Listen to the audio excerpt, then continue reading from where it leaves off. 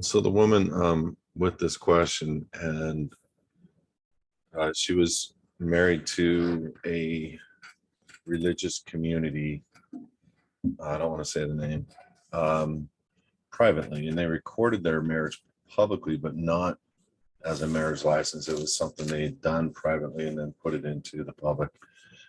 Um, they went through divorce, and he has the son, and they say that due to their faith, that's just the way it is. He has all the rights and she has none.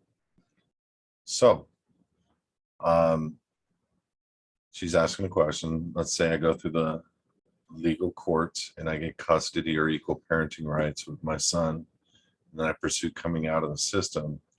And one of those steps is rescinding all the signatures and contracts. Number one, what happens to the authority the court gave me to rule over my son? Um, I'm glad that you're thinking that way. And at the same time, um, that's a really in-depth communication. Like, for example, I don't think anybody's going to go in to try to prove subject matter jurisdiction over you in the future. And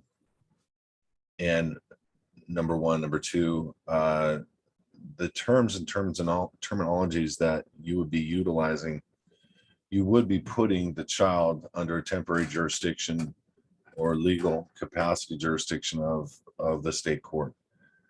And you would be allowing for the state court to make a determination right of parentage, parenthood. Parent is a judicially decreed guardian. That's literally what you're seeking. You can't seek it under your existing situation unless you go and take the kid and say, I'll be back on Monday. And that's just the way it is. If you don't like it, we will have the police come here and you will be served and we'll go to court. We can have a private capacity relationship with our son, or I'll get full custody and I'll show you as a crazy man who didn't want to give me anything. Kind of a thing. Now, I know that's not necessarily maybe the heart you want to have, but I don't really see a heart for you happening in this matter. And I'm not saying don't, but fight for your kid. Fight for your kid. The question that you have is it going to have ramifications over you coming out in the future? The answer is no, it won't. Because what we do when we do, if even you did notice the court, it would be a simple notification and it would not affect the ruling given over your child. Your child's going to have his own decision when your child's of legal age to be private or public, meaning be a U.S. citizen or stay under his community as a state of the union citizen, which is literally why the people, I'll just say it, the Amish people have had it so good. And I mean it from a standpoint of not having to deal with authority or issues until the recent 20 years, 10 years, really hard, where they're trying to force them to get their buggies license plated and things like that, or get a driver's license to operate a buggy, kind of a thing. All stupid stuff, all stupid stuff. But going into court to have, because you have no visitation right now, and you obviously miss your son. And it's either you do a deal in the private and you scare the nerdies off of him, or you do a deal in the public. And when you do a deal in the public,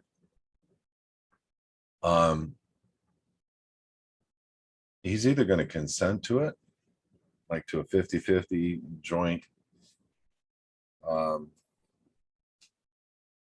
agreement, or he's going to lose it to you, because the state always loves to exert their rights over people as such. Now, I'm not saying that's a good thing, because it's really not. It's a mess no matter what, because you're placing your child under the authority of the state.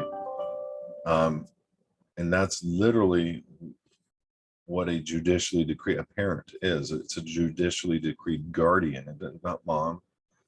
You're considered a guardian, and the state becomes the ward, and child becomes the ward, state becomes the warden, if you will. And when you look at these terms and terminologies and legal descriptions, they're very real. So it's up to you, but we can always have you come out. That the problem is the kid's going to make his own decision when he's 16, 17, 18 years old, and may not go down that road of state of the union citizenship. And again, he may, because he sees his father and the rights being stripped from his parents, not knowing who they are, and really being stateless, not necessarily a state of the union citizen, being stateless, because they're not giving allegiance to the United States by all these adhesion trusts, meaning driver's license, voters, all these things that they're trying to get over the Amish community.